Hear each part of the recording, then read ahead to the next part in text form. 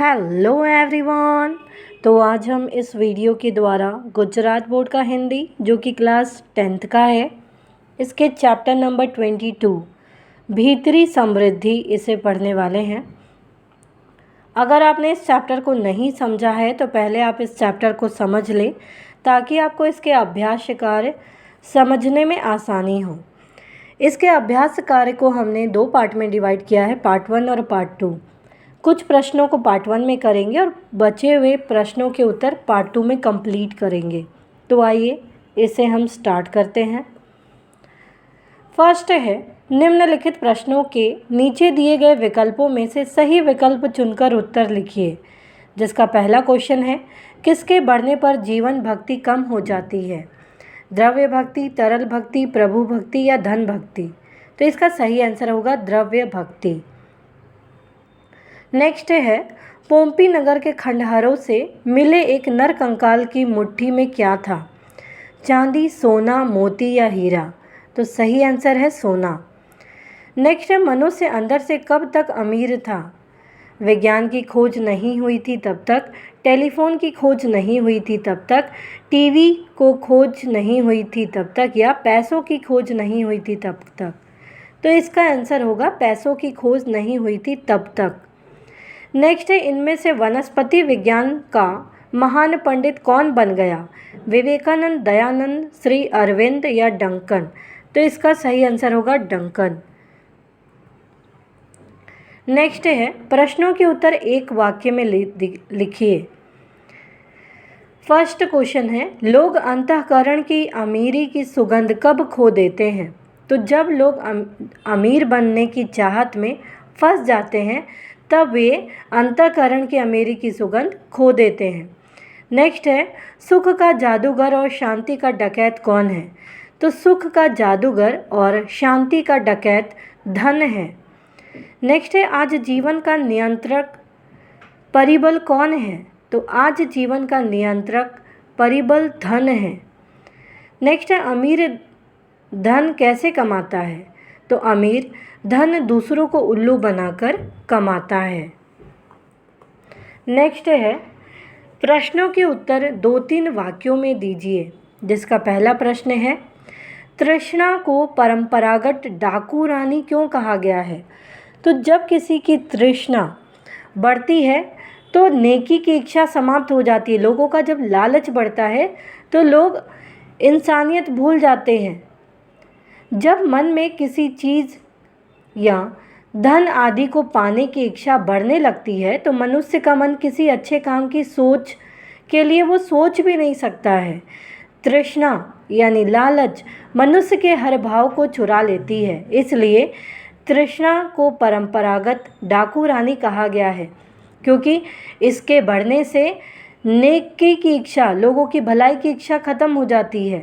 जब मन में किसी चीज़ को या धन आदि को पाने की इच्छा बढ़ने लगती है तो मनुष्य का जो मन होता है वो किसी भी अच्छे कार्य के लिए सोच नहीं सकता है वो, और ये हमारे हाव भाव को चुरा लेती है, इसीलिए इसको डाकू रानी कहा गया है। नेक्स्ट है, व्यापारी ने अपनी अंतिम सांस लेते समय रुपयों की थैली मजबूती से क्यों पकड़ रखी थी? तो व्यापारी ने अंतिम सांस लेते समय रुपयों की थैली मजबूती से पकड़ रखी थी क्योंकि अंतिम समय तक उसे अपनी इच्छाओं की पूर्ति की उम्मीद थी। मनुष्य की तृष्णा उसकी अंतिम सांस तक उसका पीछा करती है, इसलिए अंतिम सांस लेते समय व्यापारी ने रुपयों की थैली मजबूती से पकड़ रखी थी कि अभी भी उसको अपनी इच्छाओं की पूर्ति होने की पूरी उम्मीद है। और जो ये लालच होता है ये मनुष्य के अंतिम सांस तक भी उसका पीछा नहीं छोड़ती है, उसका पीछा करती है। नेक्स्ट है, आज वास्तविक धन कौन कौन से गुण में है, क्यों? आज वास्तविक धन मनुष्य के सहृदयता, आत्मीयता, आशा, उल्लास तथा प्रेम आदि द्वारा ही मनुष्य अंदर से जो धन प्राप्त होता है वह सदैव रहता है। द्रव्य के रूप में कठिन परिश्रम से अर्जित किया गया धन उत्तर गुणों में है। इन गुणों के अमीर बना रहता है, इन गुणों के कारण मनुष्य क्या करता है? अमीर बना रहता है। इन गुणों से स्थायी नहीं होता। अर्थात मनुष्यों का जो असली धन है वो है उसकी आत्मीयता, आशा, उल्लास, प्रेम, लोगों के प्रति सहृदयता। ये जो धन है ये मनुष्यों के साथ हमेशा रहता है, लेकिन जो पैसे होते हैं द्रव्य के रूप में जो परिश्रम करके हम कमाते हैं वे उत्तर गुणों में से एक है। मतलब अलग से कोई गुण है धन, लेकिन गलत तरीके से कमाया गया पैसा या पैसों के लालच में गलत कार्य करना, ये जो चीज़ें होती है ये मनुष्यों का गुण नहीं होता है और ये कभी भी स्थायी नहीं रह सकता, हमेशा नहीं रहता। आपके आत्मीयता से, आपके सहृदयता से ही लोग आपको पहचानते हैं। नेक्स्ट है, आज मनुष्य की वृत्ति व प्रवृत्ति दोनों ही भ्रष्ट क्यों हो गई है? क्या कारण है जिनसे उनकी वृत्ति और प्रवृत्ति नष्ट हो गई है? तो आज हर कोई ज़्यादा से ज़्यादा धन कमाने में लगा है। आज मनुष्य का उद्देश्य सिर्फ धन कमाना ही रह गया है। अमीर और अधिक अमीर बनने के लिए धन अर्जित कर रहा है। इसलिए आज मनुष्य की वृत्ति व प्रवृत्ति दोनों ही भ्रष्ट हो गई है। मनुष्यों की सोच, मनुष्यों का किया गया कार्य सब ही धीरे धीरे भ्रष्ट हो रहा है और ज़्यादा अमीर बनने के कारण। मनुष्य क्या करता है कि ज़्यादा से ज़्यादा धन कमाना चाहता है और इसी के उद्देश्य से वो अपने इच्छाओं को पूरा करने की कोशिश करता है। अमीर और अधिक अमीर बनना चाहता है, तो इसलिए उसकी जो वृत्ति है, सोच है, प्रवृत्ति है, दोनों ही नष्ट हो गई है, भ्रष्ट हो रही है। नेक्स्ट है, डंकन के जीवन से क्या संदेश मिलता है? तो जॉन डंकन स्कॉटलैंड के रहने वाले एक और लगन से वे वनस्पति शास्त्र के महापंडित बने।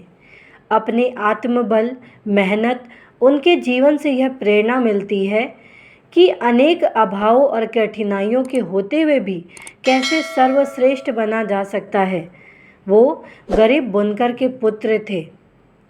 तो जो डॉक्टर होते हैं उनका काम होता है लोगों की भलाई करना, वैसे ही मनुष्यों का नेचर होता है, मनुष्यों की जो क्वालिटी होती है, विशेषता होता है कि दूसरों की भलाई करना, सहृदयता रखना, आत्मीयता संबंध रखना, लोगों से प्रेम करना।